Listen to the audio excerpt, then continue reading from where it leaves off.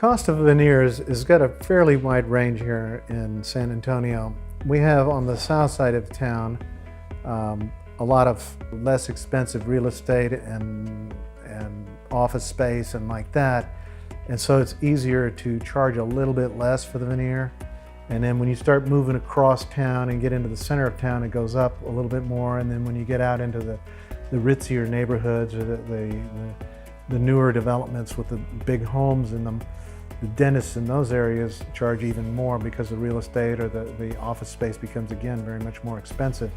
So it's controlled largely by where in the city you go to get it, but on top of that, the quality of the materials can affect it too. So you've got this range that may go from, say, $700 on up to something like $2,000, $3,000. That's getting a little wild over there.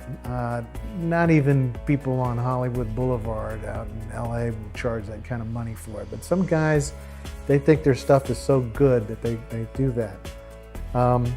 We're kind of in the middle of this area that I described, and because we're able to make the things and have our own lab, and we have so many patients, we're able to keep that cost down, and we pretty much strike right in the middle of the cost of the veneers, and then offer this excellent value because we can do so much custom work with it. So you've got materials that can affect the cost of it.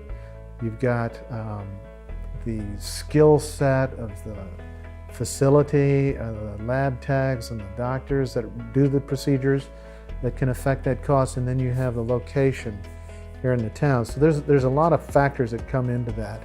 The best way to find out is to go into your dentist and have them look at what kind of situation you have, what it's going to actually take to do it, and get some real numbers on it. That's just the best way to do it. To call it out right over the phone and try to come up with a number off the top of your head, that's asking an awful lot, and it puts a lot of risk for both parties, both the doctor and the patient, in terms of coming up with something realistic.